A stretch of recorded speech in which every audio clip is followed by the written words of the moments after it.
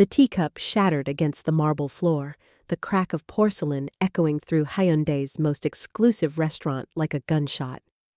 But it wasn't thrown in anger. It had slipped from trembling fingers that could no longer hold on. Madame Seo sat frozen, staring at the broken pieces scattered at her feet like fragments of her life. Her Chanel coat hung perfectly on her shoulders. Her makeup was flawless. Her posture remained impeccable, but her hands wouldn't stop shaking. The entire restaurant held its breath. Waiters pressed themselves against walls. Regular customers found sudden interest in their wine glasses. Even the pianist's fingers hesitated on the keys. Everyone knew who she was, the wife of Seo Kang-dae, Busan's most feared mafia boss. And everyone knew the unspoken rule: don't acknowledge her pain. Don't get involved. Don't make it worse. But the new waitress didn't know the rules. From the kitchen doorway, Amali had been watching Madame Seo for the past 3 evenings.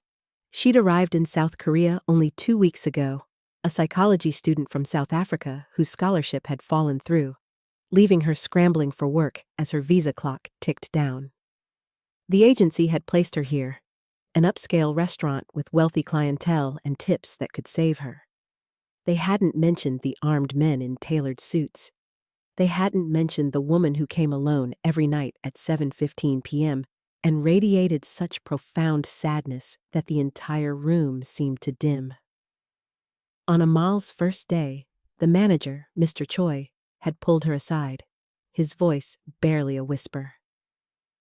"There is one woman you must never speak to.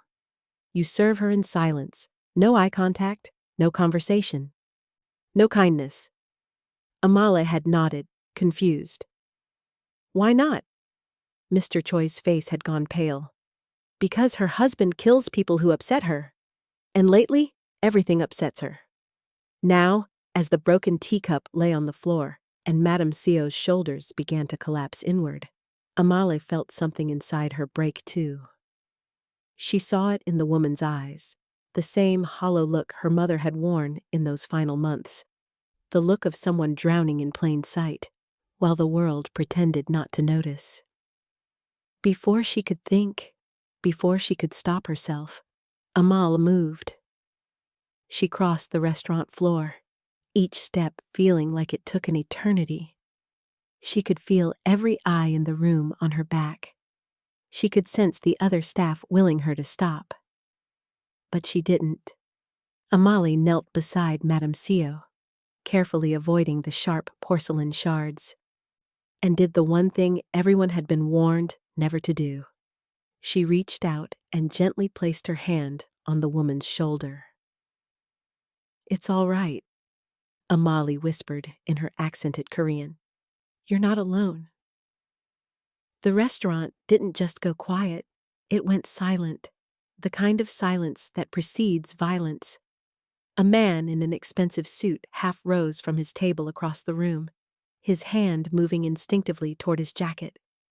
2 others near the bar exchanged looks of panic, but Madame Seo didn't pull away. Instead, she did something no one had seen her do in months. She leaned into the touch, and she began to cry. From the private booth in the darkest corner of the restaurant, hidden behind one-way glass, Seo Kang-dae watched it all unfold. Hey, beautiful souls, before we dive deep into this powerful story of pain, healing, and unexpected connection, I want you to know that this journey will touch your heart in ways you might not expect.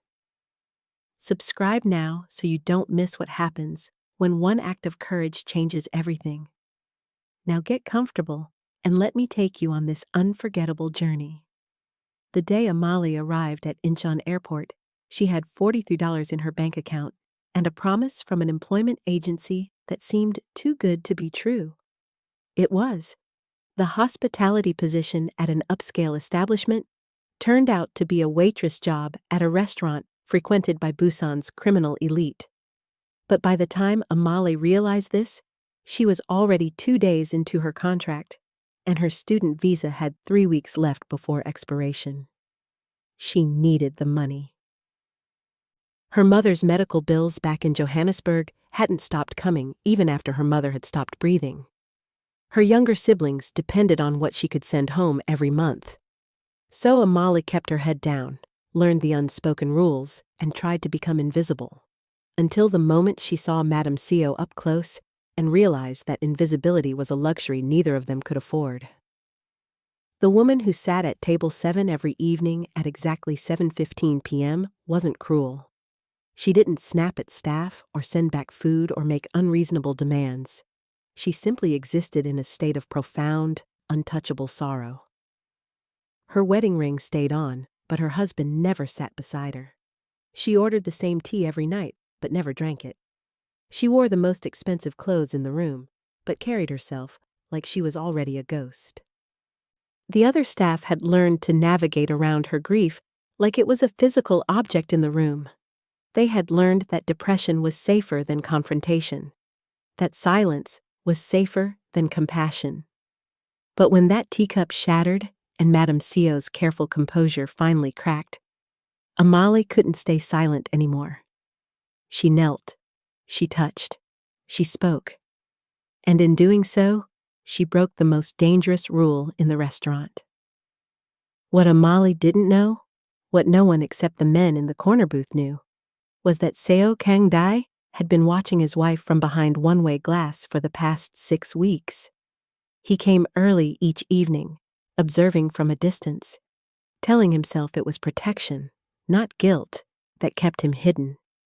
He saw every untouched meal, every forced smile, every moment she tried to hold herself together and failed. He told himself there was nothing he could do, that his world, his violence, his reputation, his empire, was what had broken her in the first place, and no amount of power could put her back together. But tonight, as he watched a foreign waitress risk everything to offer his wife one moment of human connection, Seo Kang-dae felt something he hadn't felt in years. Shame. His lieutenant Park leaned forward urgently. "Boss, should I—" "No." Seo Kang-dae's voice was quiet but absolute. "Let her stay." Park's eyes widened. "But sir, protocol." "I said let her stay." Across the restaurant, Amali was still kneeling beside Madame Seo, who had folded forward, her perfect posture finally abandoned as quiet sobs shook her shoulders. Amali didn't try to stop the tears or offer empty platitudes. She simply stayed, her hand steady on the woman's shoulder, bearing witness to pain that had been ignored for too long. When Madame Co finally lifted her head, her makeup streaked, her composure shattered, she looked at Amali with red-rimmed eyes. "Why?" she whispered in Korean. "Why would you risk this?" Amali answered honestly, in the careful Korean she'd studied for years. "Because I've been where you are, and no one should be alone in that place." From that moment, everything changed. No one spoke to Madame Co anymore, not because she was dangerous, but because her sadness had become so heavy that even trained criminals feared touching it. Every evening at 7:15 p.m., she would glide into Busan's most exclusive restaurant, wrapped in designer clothes and profound loneliness. The wife of the city's most feared mafia boss, treated like porcelain by a room full of men who feared nothing else, until the night her teacup slipped from trembling hands, shattering against marble, and the new black waitress made a choice that would break every rule. And maybe, just maybe, break through the walls around a broken heart. Let me tell you about the night everything changed at table 7. The regular customers called it the widow's table, though Madame Co wasn't actually a widow. She just looked like one, dressed like one, moved through the world like she was already mourning someone, possibly herself. She was married to Busan's most powerful mafia boss, which meant she was untouchable in every sense of the word. Protected, isolated, completely, devastatingly alone. And then Amali, fresh off a plane from South Africa, broke, desperate, and completely unaware of the invisible rules governing the restaurant, watched that lonely woman's teacup slip from shaking hands and made the most dangerous choice of her life. She decided to care. Amala had been in South Korea for exactly 17 days when she broke the most important rule at Hyundai's most dangerous restaurant. But let's go back to the beginning. 3 weeks earlier, she'd sat in a cramped office at the University of Johannesburg, staring at an email that destroyed everything she'd worked for. Budget cuts. Scholarship discontinued. Deeply regret. She'd read it 5 times before the words finally sank in. No scholarship meant no tuition. No tuition meant dropping out in her final year of psychology. Dropping out meant her student visa for the exchange program in Seoul, the one she'd already accepted, the one that was supposed to change her life, would be worthless. She had 2 choices. Go home to Johannesburg with nothing to show for 3 years of sacrifice, or find a way to stay in South Korea and finish what she'd started. The employment agency's office in Seoul had smelled like instant coffee and broken dreams. The woman behind the desk barely looked at Amala's credentials before sliding a contract across the table. Upscale restaurant, good tips, cash daily. No questions about your visa situation as long as you show up and work hard. Amala should have asked more questions. Should have wondered why they needed someone so desperately. Should have noticed how the woman's smile never reached her eyes. But her savings account showed $43, and her visa clock was already ticking. So she signed. Her first day at the restaurant. The head waiter, a severe man named Mr. Choi, had given her exactly 3 minutes of training. Keep your eyes down. Move efficiently. Never ever speak unless spoken to first. He'd paused at the entrance to the main dining room, his hand on her shoulder like a warning. And see that corner table? Table 7. Amal had nodded, taking in the intimate booth with the perfect view of the ocean. A woman comes every evening at 7:15. You'll know her when you see her. Serve her silently. Don't look at her face. Don't ask if she needs anything. Don't show pity. His voice had dropped to barely a whisper. Her husband is Seo Kangdae. Do you understand what that means? Amala hadn't understood. Not then. But she'd learned quickly. She learned it in the way conversations stopped when certain men entered. She learned it in how the manager's hands shook when he received phone calls. She learned it in the resigned terror on a busboy's face when he accidentally spilled water near one of the suited men's tables. This wasn't just an upscale restaurant. It was a stage where power played out in whispers and threats, where violence wore Armani and ordered expensive wine. And Madame Seo, elegant, hollow-eyed Madame Seo, was somehow both queen and prisoner of this world.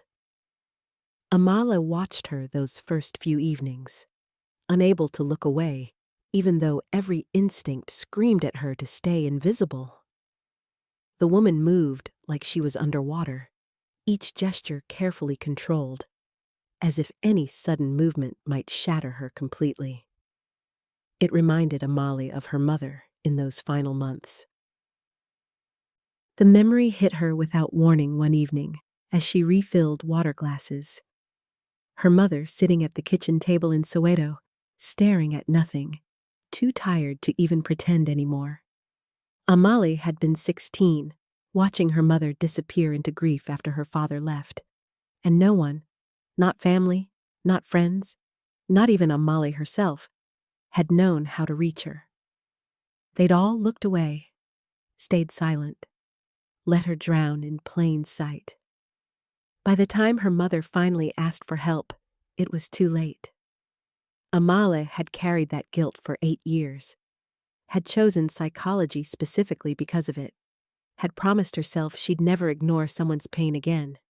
So when Madame Seo's teacup slipped from trembling fingers, when everyone else in that restaurant practiced their carefully trained indifference, Amali couldn't. She wouldn't. The morning after the incident, Amali arrived at work expecting to be fired. Instead, Mr. Choi met her at the staff entrance with an unreadable expression. "You've been reassigned," he said quietly. Amali's heart sank. "Where?" "Table 7. He studied her face. "Permanently. She asked for you specifically." The restaurant around them seemed to hold its breath. "Madam CO wants me?" Amali whispered. "Every evening, 7:15 p.m. Mr. Choi leaned closer. "I don't know if you're blessed or cursed, girl, but you belong to her now." That evening, as the clock approached 7:15, Amal stood near table 7 with her heart pounding, wondering what she'd gotten herself into. The private elevator doors opened. Madame CO stepped out, and for the first time in weeks, she was looking directly at Amale. The restaurant had a rhythm to it, a carefully choreographed dance of power and submission that Amale had learned to read in the past 2 weeks. But tonight, something was different. The usual chatter felt muted. The musicians played softer without being asked. Even the ocean outside seemed to quiet itself against the windows, as if the entire world sensed what was coming. At 7:13 p.m., 2 of Seo Kangdae's men entered through the main doors. Not unusual, but they didn't take their regular table near the bar. Instead, they positioned themselves at opposite ends of the dining room, their eyes scanning, their bodies tense. Mr. Choi noticed too. Amali saw him straighten his tie 3 times in 2 minutes, a nervous tell she'd come to recognize. "Something's wrong," whispered Jiwon, the other waitress assigned to the main floor. "They only stand like that when—" The private elevator chimed. 7:15 p.m. Exactly. Madame CO stepped out, and Amali's breath caught. The woman looked like she hadn't slept in days. Her makeup was perfect as always, but it couldn't hide the hollowness in her eyes, the way her skin seemed almost translucent under the lights. Her Valentino coat hung on her frame like it was 2 sizes too large. She was disappearing right in front of them. Amali watched her make the familiar walk to table 7, each step measured and mechanical, as if her body was moving on autopilot, while her mind was somewhere else entirely, somewhere dark and unreachable. The pianist transitioned into something softer. Conversations dropped to whispers, the usual ritual of pretending not to notice. Amal approached with the tea service, her hands steady despite the pounding of her heart. She poured the jasmine tea exactly as she'd been taught, slowly, deliberately, in perfect silence. Madame CO didn't acknowledge her, didn't even seem to see her. She just stared at the ocean through the window, her hands folded in her lap, her wedding ring catching the light. Amala stepped back, waiting at the prescribed distance. 5 minutes passed. 10. Then she saw it, the tremor that started in Madame Seo's fingers. It was small at first, barely noticeable, but it spread up her hands into her wrists, traveling through her arms like an earthquake building beneath the surface. Madame Seo reached for her teacup, and Amali knew, she knew, what was about to happen. The cup lifted an inch, 2 inches, then it slipped. The porcelain shattered against the marble table edge before hitting the floor, the sound impossibly loud in the hushed restaurant. Hot tea splashed across Madame Seo's lap, across the white tablecloth, across the floor in a spreading pool. But Madame Seo didn't move, didn't flinch, didn't even blink. She just sat there, staring at her shaking hands, like they belonged to someone else. The entire restaurant froze. Waiters pressed themselves against walls. Customers found sudden interest in their plates. The pianist's hands hovered above the keys, paralyzed. No one moved. No one breathed. This was the moment they'd all been warned about. The moment when Madame Seo's careful composure finally shattered, and no one knew what would happen next. Amale saw Madame Sio's shoulders begin to collapse inward, saw her breath hitch, saw the exact moment her eyes began to fill with tears that she was desperately trying not to shed. And something in Amale broke. She didn't think, didn't calculate, didn't remember the warnings or the rules or the very real danger she was putting herself in. She just moved, 3 steps forward, down to her knees beside the table, careful to avoid the broken porcelain and spreading tea. And then she did what everyone had been forbidden to do. She reached out and placed her hand gently on Madame Sio's trembling shoulder. "It's okay," Amale whispered in soft Korean. "You're not alone." Time stopped. Every eye in the restaurant locked on them. Mr. Choi's face went sheet white. Jiwon actually gasped out loud. Amale felt it, the weight of 100 unspoken rules crashing down around her. The certainty that she'd just made a catastrophic mistake. But Madame Sio didn't pull away. Instead, she turned her head slowly, looking at Amale with eyes so full of pain it was almost unbearable to meet them. And then she did something no one in that restaurant had seen in months. She leaned into the touch. Her shoulders shook. Her breath came in ragged gasps, and tears, real, uncontrolled tears, began to stream down her face, cutting tracks through her perfect makeup. She was crying, openly, in front of everyone. From the private booth hidden behind one-way glass in the corner, Seo Kang-dae watched his wife fall apart in the arms of a stranger. His jaw tightened, his hands clenched into fists. Across the restaurant, his lieutenant, Park Min-jae, rose from his seat, his hand moving toward his jacket. His eyes locked on Amale with cold purpose. He took 1 step forward, then another, waiting for the order that would decide whether the foreign waitress lived or died. The entire restaurant held its breath. Seo Kang-dae had killed 17 men in his lifetime, 3 with his own hands. The rest with orders delivered in whispers that turned into bullets, into disappearances, into cautionary tales told in Busan's underground. He'd done it without hesitation, without regret. But watching his wife break down in the arms of a stranger, watching her finally let herself feel something after months of numbing silence, that nearly broke him. From behind the one-way glass of his private booth, he could see everything. The way her shoulders shook, the way her carefully constructed mask had shattered along with that teacup. The way she clutched at the foreign waitress's arm like it was the only solid thing in a world that had become unbearable. This was his fault. The thought hit him with the force of a physical blow. He'd given her everything: security, wealth, status, protection from a world that would have destroyed her. He'd married her to unite their families, to strengthen his empire, to create an alliance that made him untouchable. But he'd never asked what it cost her. He'd never noticed she was drowning until she'd already gone under. Park Min-jae stood across the restaurant, his hand inside his jacket, his eyes asking the silent question, "Do I remove her?" One word from Kang-dae and the waitress would be gone, disappeared, a problem solved with the efficiency his organization was known for. His mouth opened. But what came out wasn't the order his lieutenant expected. "Let her stay," Kang-dae whispered. Park's head snapped toward the booth, though he couldn't see through the glass.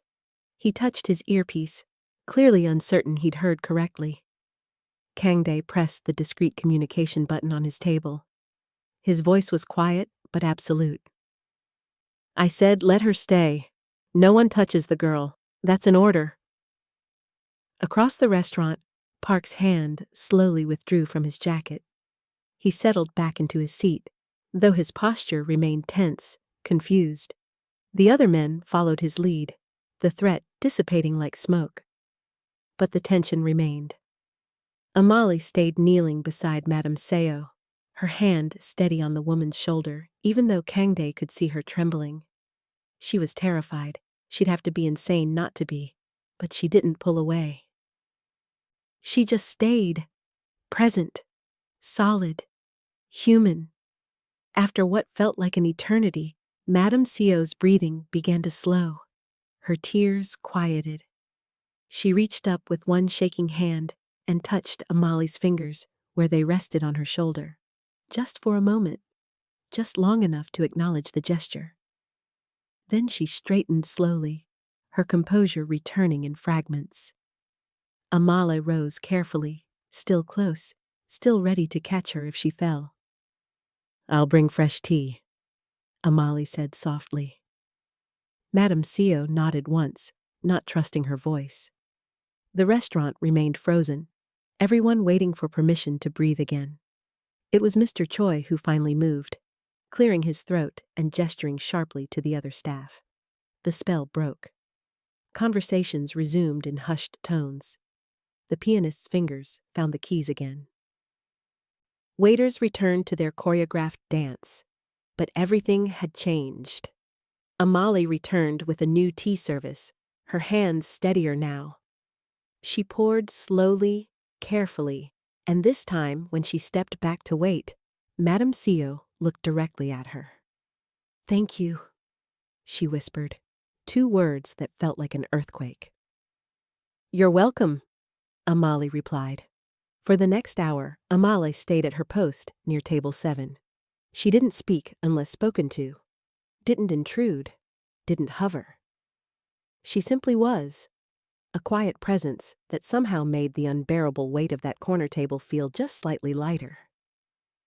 Madame Seo didn't eat, but she drank her tea. And once, just once, the ghost of something that might have been the beginning of peace crossed her face. From his hidden booth, Seo Kangdae watched it all. He watched his wife's breathing even out. Watched the death grip she'd had on her own hands slowly relax. Watched her exist in the same room as another human being without the crushing isolation that had defined her for months. Something shifted in his chest, something uncomfortable and unfamiliar. Guilt, maybe, or recognition. This girl, this foreign waitress who'd been in his restaurant for barely 2 weeks, had done what all his power and money and violence couldn't do. She'd reminded his wife that she was still human. At 9:47 p.m., Kangdae stood from his booth and left through the private exit without a word to anyone. His men followed like shadows, but he barely noticed them. His mind was still in that restaurant, still watching his wife lean into a stranger's kindness, because her own husband had forgotten how to offer it. The next morning, Mr. Rao Choi pulled Amali aside before her shift started. His face was unreadable, but his hands shook slightly as he handed her a new schedule. "You've been permanently reassigned," he said quietly. "Table 7, every evening at 7:15. No other tables, no other duties." Amali stared at the paper. "For how long?" Mr. Choi met her eyes, and she saw something there she couldn't quite name. Respect, maybe, or pity, or both. "Until she doesn't need you anymore," he said. "Or until you don't survive it." He walked away before she could ask what he meant. That evening, as 7:15 approached, Amali stood at table 7 with her heart in her throat. The elevator chimed. Madame Seo stepped out, and this time she was looking for Amali before she even entered the room. The first 3 evenings, they didn't speak at all. Amali would pour the tea. Madame Seo would sit. The ocean would crash against the rocks outside. And between them, a fragile understanding formed in the spaces where words should have been. On the 4th evening, Madame Seo gestured to the empty chair across from her. "Sit," she said quietly. "Please." Amal glanced toward Mr. Choi, who stood frozen near the kitchen, his face a mask of horror. But he didn't intervene. No one did. So Amala sat. They stayed like that for 20 minutes. 2 women at a table, one pouring tea, while the other tried to remember how to exist in her own skin. The silence wasn't uncomfortable. It was the opposite, a relief from the performance both of them had been forced to maintain. "Do you have family?" Madame Seo asked eventually, her voice barely above a whisper. 2 younger brothers, back in Johannesburg. Amala poured more tea, her movements slow and deliberate. "They're in school. I send money when I can." "Your parents?" "My mother died when I was 24. My father left when I was 15. The words came easier than Amali expected. "What about you?" Madame Seo's finger traced the rim of her teacup. "My parents arranged my marriage when I was 22. They died in a car accident 3 years ago." She paused. "I think they'd be disappointed in how it turned out." "The marriage?" "Everything." The word hung between them like smoke. Over the following weeks, the conversations deepened in fragments. Madame Seo spoke in careful increments, as if testing whether the world would punish her for being honest. "I had a daughter," she said one evening, her voice so quiet Amal almost didn't hear it. "She was born too early. Lived for 6 hours." Amali's hand stilled on the teapot. "I'm so sorry. It was 4 years ago. My husband bought me jewelry, took me to Paris, surrounded me with guards." Madame Seo's laugh was bitter. "He protected me from everything except the grief." "Did you ever tell him you were drowning?" "I tried once." She touched her wedding ring absently. "He sent me to a private facility in Switzerland for 3 months. They gave me pills and called it healing. He visited twice." Amale understood then, the particular loneliness of being surrounded by care that never touched the actual wound. "My mother used to sit at our kitchen table for hours," Amale offered quietly. "After my father left, she'd stare at nothing. I was 16 and I didn't know what to do, so I did nothing. Just kept making her tea and pretending everything was fine." "Did she get better?" "No. She died thinking no one noticed her pain." Amale met Madame Seo's eyes. "I swore I'd never ignore someone drowning again, even if they're drowning in silence." Something shifted in Madame Seo's expression. Recognition, perhaps, or gratitude. "You're a strange woman, Amale," she said, "risking everything for someone you don't know. You're worth the risk." "You don't know that." "I know you ordered soup yesterday instead of just tea. I know you've stopped flinching when people walk past. I know you smiled, just for a second, when that child at the next table laughed." Amale leaned forward slightly. "You're still here. That's enough." Madame Seo's eyes filled with tears, but this time they didn't fall. She simply nodded, unable to speak. The breakthrough came 3 weeks after that first shattered teacup. Amale was refilling the water glasses when she misjudged the distance and nearly knocked over the entire pitcher. She caught it at the last second, water sloshing dangerously close to the edge. "I swear I was more coordinated in my previous life," Amale muttered. "Previous life?" Madame Seo raised an eyebrow. "As a psychology student who only had to manage textbooks, not breakable luxury items worth more than my degree." "You studied psychology?" "Almost finished. Then the money ran out." Amale shrugged. "Now I'm here, proving that irony is alive and well." And then something impossible happened. Madame Seo laughed. It was small, barely more than a breath, but it was real. Her eyes crinkled at the corners. Her shoulders relaxed. For just a moment, she looked like someone who remembered what joy felt like. The sound carried across the restaurant like a bell. Conversations faltered.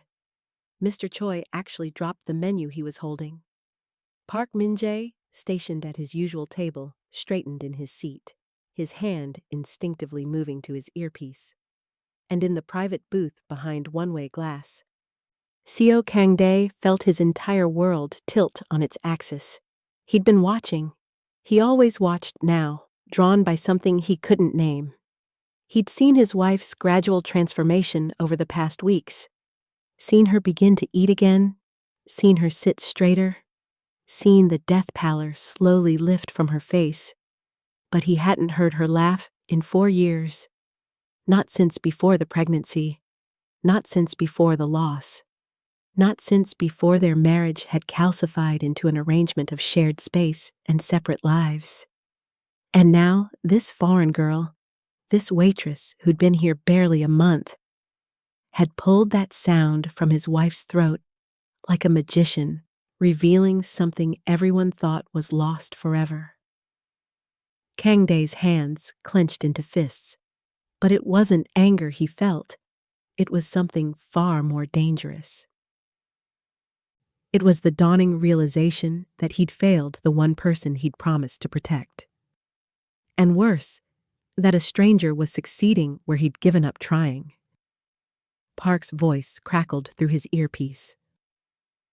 "Boss, should we—" "No," Kang-dae interrupted, his voice rough. "Just watch them." Across the restaurant, Madame Seo's laugh faded, but the smile remained. Small, fragile, but undeniably real. And Seo Kang-dae realized he was terrified of what came next. Seo Kang-dae started arriving at 6:45 p.m., then 6:30, then 6 ni. His men noticed, but said nothing. They simply adjusted their schedules, arriving earlier, positioning themselves at their stations, watching their boss watch his wife through one-way glass with an expression they'd never seen before. Uncertainty. For 5 weeks, he observed. He saw his wife's transformation unfold in increments so small they might have been invisible to anyone who wasn't searching for them desperately. The way she began to hold her teacup without trembling. The way her shoulders no longer curved inward like she was trying to disappear. The way she started looking at the menu, actually reading it, before ordering. And always, always, the foreign waitress was there. Not hovering. Not intrusive. Just present. A steady anchor in his wife's storm. It should have reassured him. Instead, it destroyed him. On a Tuesday evening in late November, Kang-dae made a decision that terrified him more than any gang war or territorial dispute ever had.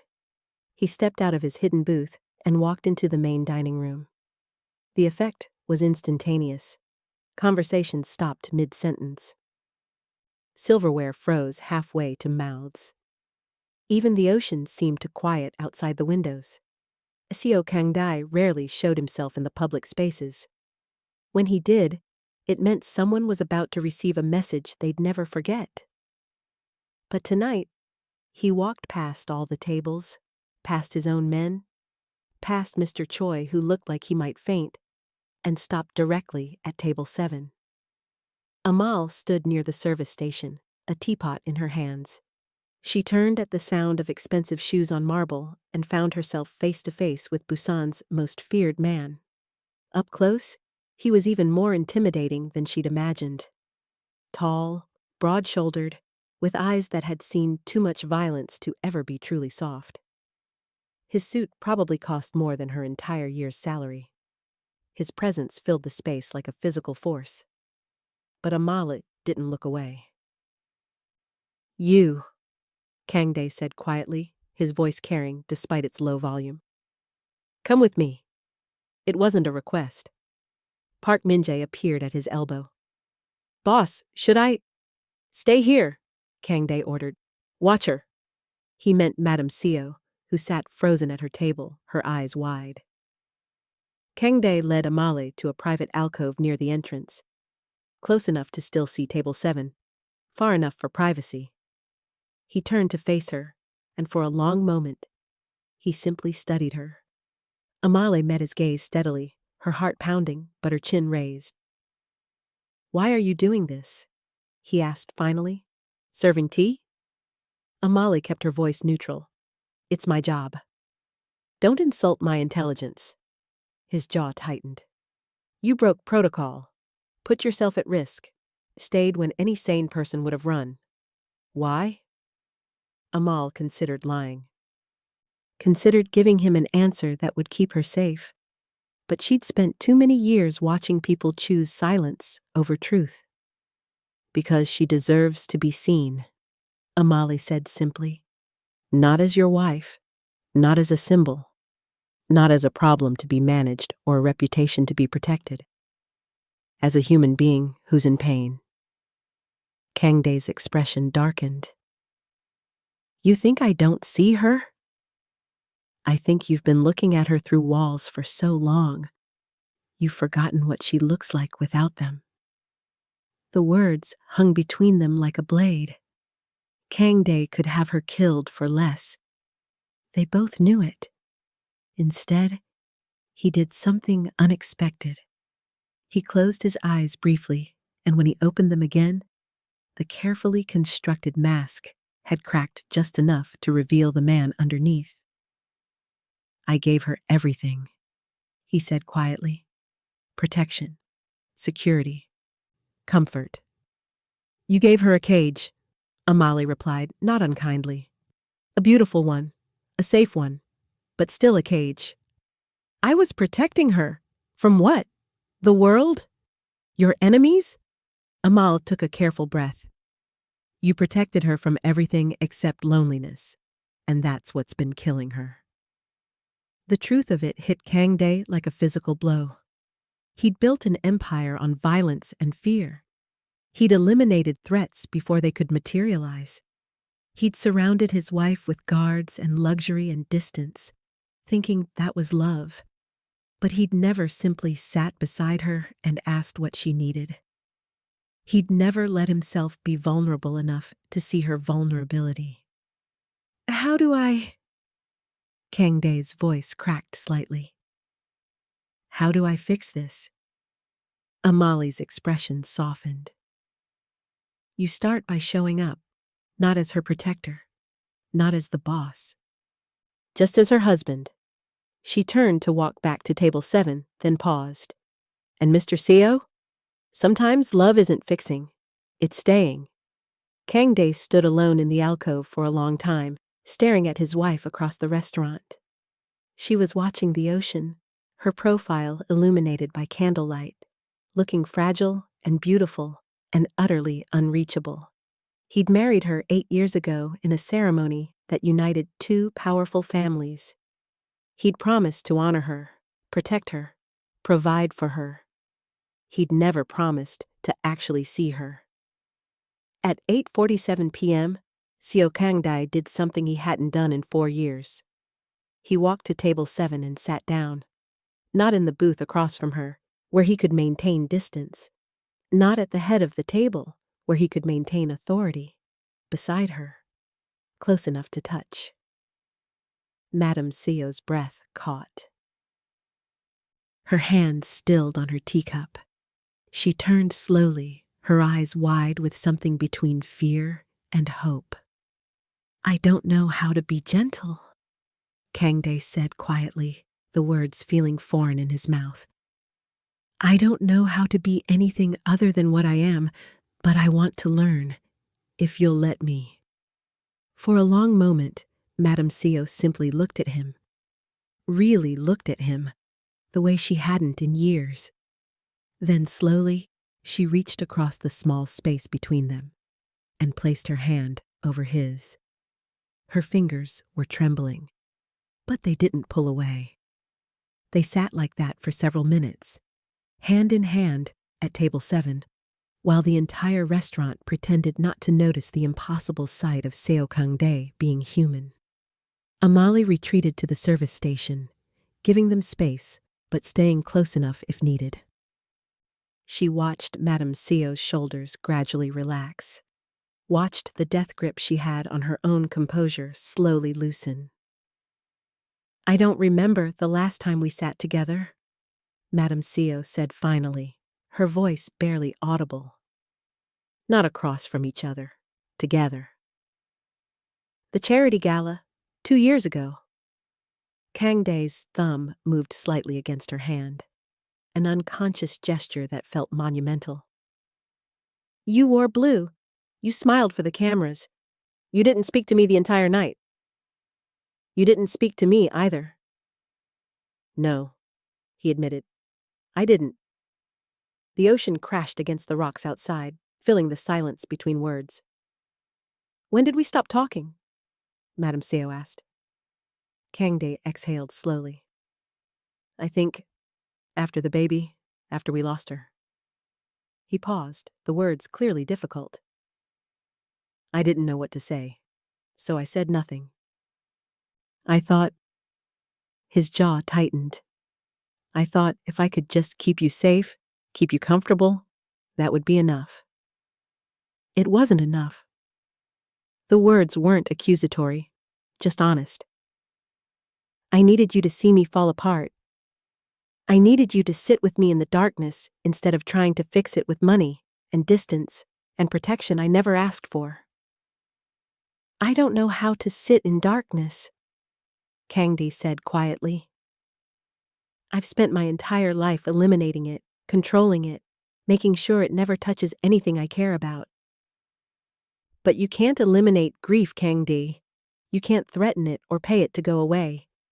Madame Seo's voice cracked. I needed my husband, not my bodyguard. The words hit him like bullets.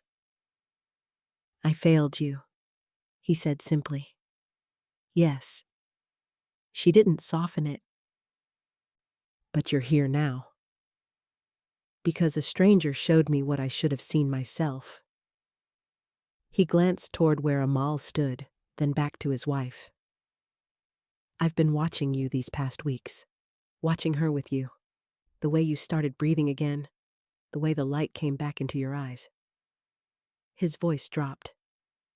I was jealous of a waitress, because she gave you something I couldn't. Presence, Madame Seo said softly. She just stayed, without agenda, without trying to fix me. She stayed. Kang Dae nodded slowly, understanding settling over him like a weight. I don't know if I can be that person. I don't know if I know how. Then learn. Madame Seo turned her hand in his, lacing their fingers together properly for the first time in years. We'll learn together, if you want to. I want to, he said immediately. I don't know how to do this. How to be gentle. How to be... less. You don't have to be less. Her eyes met his. You just have to be here. Something fundamental shifted between them. Not a fix, not a solution, but a beginning. The kind that's built on honesty instead of promises, on presence instead of protection. Across the restaurant, Amale felt her eyes burn with unshed tears. She'd seen this before in her psychology studies. The moment when two people finally stopped performing and started actually seeing each other. It was rare, precious, fragile as glass. Mr. Choi appeared beside her, his voice low. That's the first time they've touched in 3 years. I know, Amale whispered. You did that. No, they did that. I just held space for it. At table 7, the conversation continued in quiet tones. Madame Seo told him about the nights she'd lain awake, wondering if he'd ever noticed she was disappearing. Kang Dae admitted he'd noticed, but had been terrified to confront it. Terrified that acknowledging her pain would make it real. It was already real, she said gently. You just weren't looking at it. I'm looking now. I know. They sat together until nearly midnight, far longer than Madame Seo had ever stayed. They didn't solve everything. Didn't erase 4 years of distance and grief and learned silence. But they started talking. Really talking about the daughter they'd lost.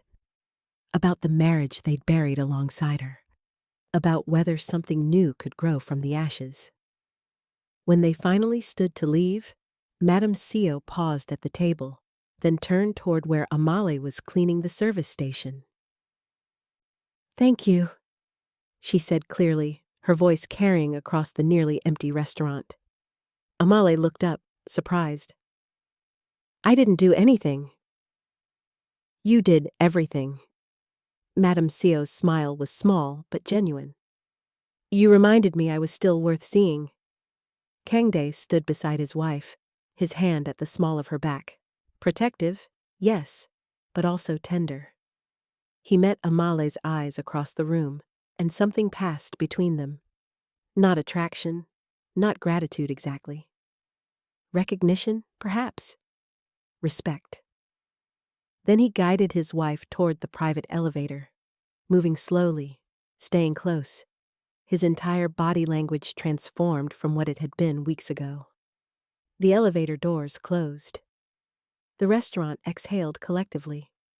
Amale felt the adrenaline drain from her body all at once, leaving her shaking. She gripped the edge of the service station, trying to process what had just happened. "You should go home," Mr. Choi said quietly. "Rest. You've earned it." She nodded, grateful. But as she gathered her things, Park Min-jae appeared in the doorway, his expression unreadable. "Miss Amala?" he said formally. "Mr. Seo has requested your presence in his private office tomorrow morning, 9 a.m., sharp." Amale's heart stopped. "Why?" Park's face revealed nothing. "He didn't say, but it would be wise not to keep him waiting." He left without another word. Amale stood frozen in the empty restaurant, the weight of the summons settling over her like a stone. She'd broken every rule, changed everything, helped heal something she'd been told never to touch. And now, Seo Kangdae wanted to see her, alone, in his office. Tomorrow morning might be her last. Amale didn't sleep that night. She lay in her small room in the servants' quarters, staring at the ceiling, running through every possible scenario. None of them ended well. At best, she'd be fired and sent back to South Africa with nothing. At worst, well, she'd heard the whispers. She knew what happened to people who overstepped with men like Seo Kangdae. By 7 a.m., she'd showered, dressed in her only professional outfit, a simple black dress she'd bought for job interviews, and practiced what she'd say. Apologies, explanations, pleas for mercy she wasn't sure she'd receive. Park Min-jae met her at the restaurant's side entrance at 8:45 a.m., his face as unreadable as always. "Follow me," was all he said. They walked through corridors Amala had never seen before, past the public spaces, through reinforced doors that required keycards, into the administrative heart of Kangdae's empire. The walls here were bare concrete. The lighting was harsh. Men in suits watched her pass with cold, assessing eyes. This wasn't the elegant restaurant. This was the machine underneath it. Park stopped at a heavy door, knocked twice, then opened it without waiting for a response. "Miss Amale, sir?" he announced, then stepped aside. Amale entered. The office was surprisingly sparse. Floor-to-ceiling windows overlooked the ocean. A massive desk dominated the space, but it was almost empty. Just a laptop, a single file folder, and a small framed photograph she couldn't see clearly from this distance. Seo Kangdae stood at the windows, his back to her, hands clasped behind him. "Sit," he said without turning. Amale sat in one of the chairs facing the desk, her hands folded in her lap to hide their trembling. The silence stretched. 30 seconds. A minute. Finally, Kangdae turned. He looked different in the morning light, older somehow. Tired. The mask he wore in the restaurant had cracks in it now. He moved to his desk, but didn't sit. Instead, he picked up the file folder and held it for a moment, as if weighing it.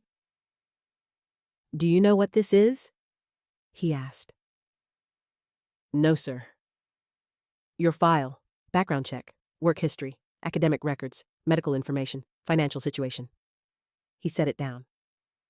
"I know about your scholarship, about your mother, about the visa that expires in 4 weeks."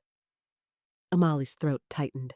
"Sir, I also know," he continued, "that you risked everything, your job, your safety, possibly your life, to show kindness to a woman you'd been explicitly told not to approach." He paused. "Why? I already told you." "Tell me again." Amale met his eyes. "Because I've lost someone to loneliness. I watched my mother disappear while everyone around her pretended not to notice. I swore I'd never do that again, even if it cost me everything." Kangdae nodded slowly, as if confirming something he'd already suspected. He opened a drawer and pulled out a thick envelope. "Seoul National University's psychology program," he said, sliding the envelope across the desk. "Full scholarship, tuition, housing, stipend. 4 semesters to complete your degree." He paused.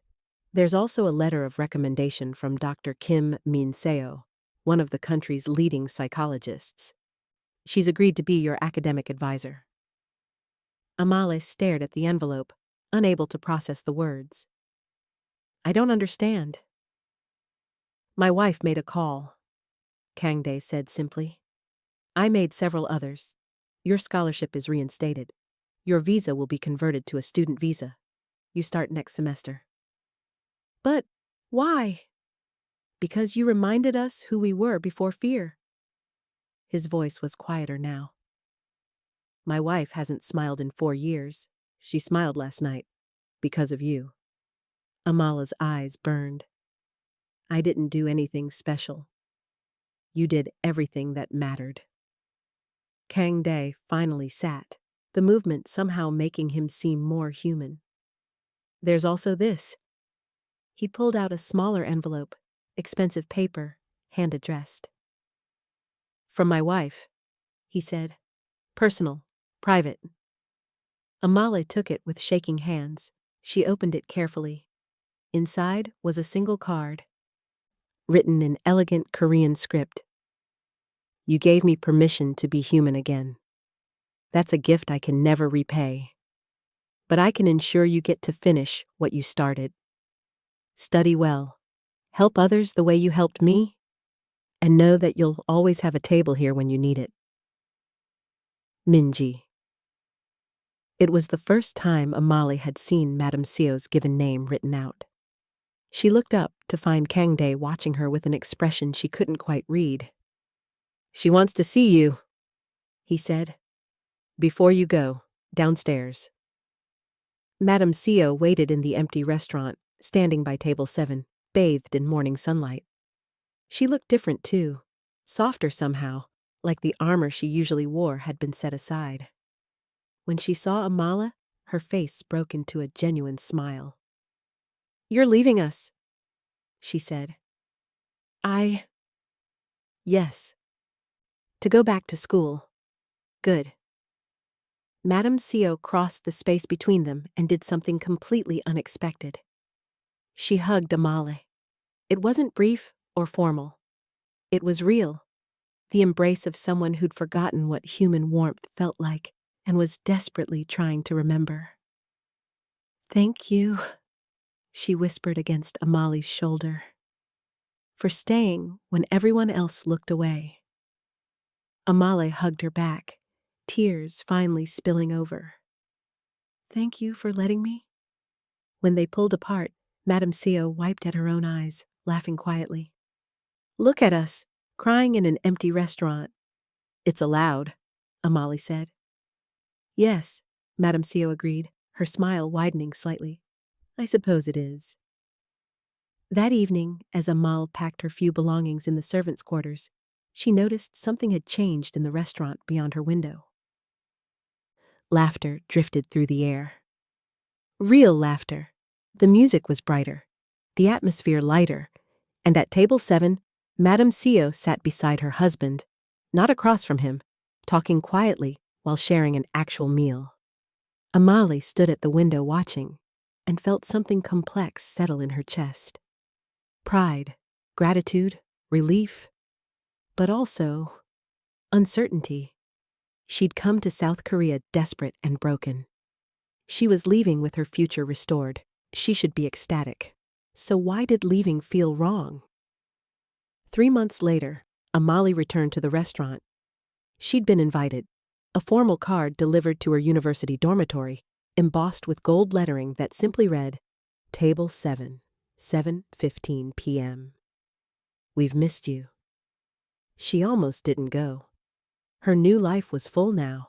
Lectures and research papers, late-night study groups, the comfortable chaos of being a student again. She'd made friends, found her rhythm, started remembering what it felt like to build towards something instead of just surviving. But some part of her needed to see it. Needed to know if the fragile thing she'd witnessed taking root had actually survived. The restaurant looked the same from the outside. Elegant, intimidating, impossibly expensive. But the moment Amali stepped through the doors, she felt the difference. The air was lighter somehow, less suffocating. A waitress she didn't recognize smiled at her. Actually smiled, genuine and warm. Miss Amala, they're expecting you. No fear in her voice, no tension in her shoulders, just normalcy. Amal made her way through the dining room and her breath caught. The restaurant was full of life. Real conversation rose and fell like music. A couple laughed at a corner table. The musicians played something upbeat, almost joyful. Even the ocean outside seemed brighter through the windows.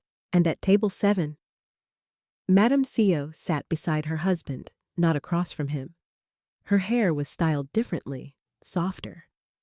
She wore a cream-colored dress instead of her usual dark elegance, and she was actually eating, from a plate of pasta while gesturing animatedly about something that made Kang Dae shake his head with what might have been amusement. They looked like a couple, an actual couple. When Madame Seo saw Amale, her face lit up completely. She stood immediately, crossing the space between them with none of her old hesitation. "You came," she said, taking Amali's hands. "I was worried you wouldn't."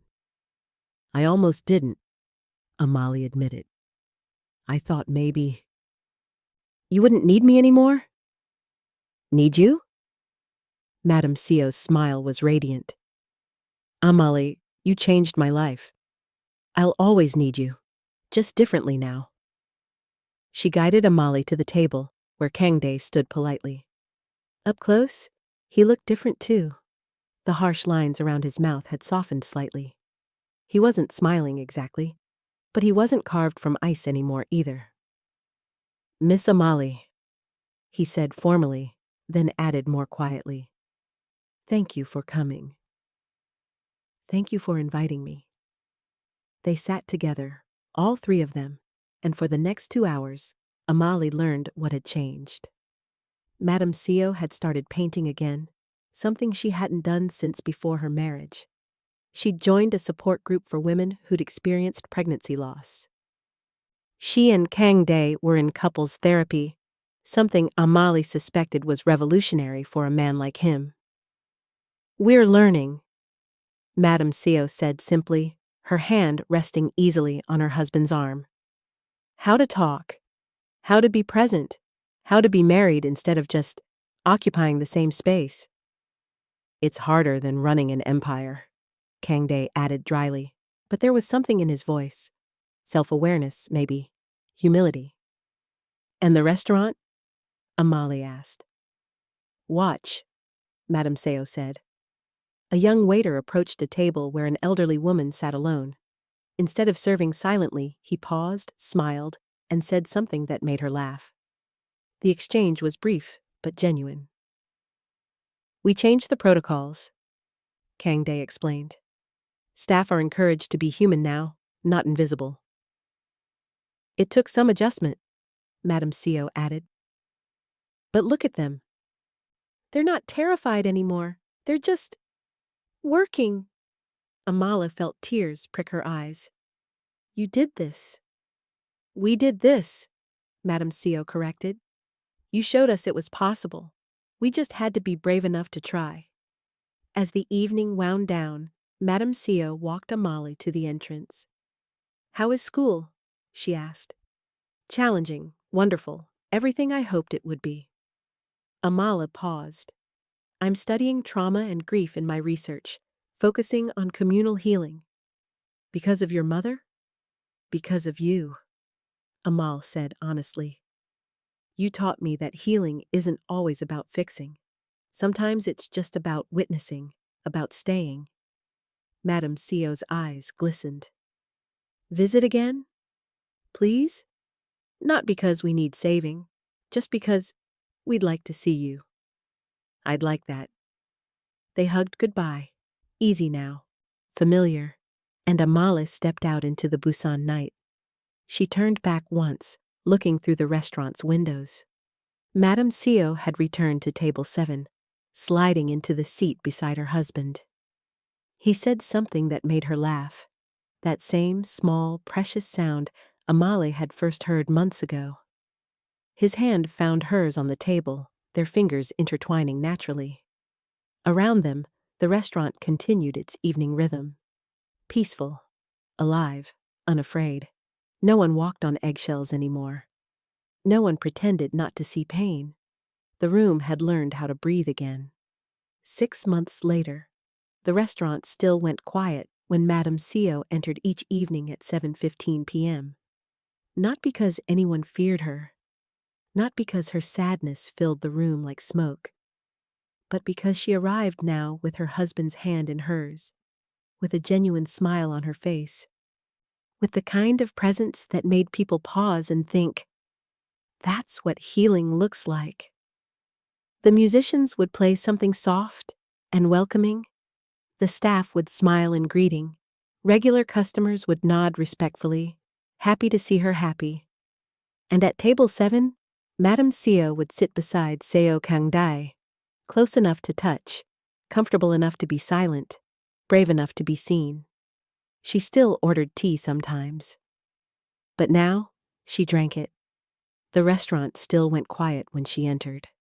But this time, it was peace. Thanks so much, my dear friends, for enjoying this beautiful story till this end. If you've not subscribed, kindly subscribe now to be notified when we drop our next story. Also, like the video and comment where you are watching from and what time it's at your end. Thank you.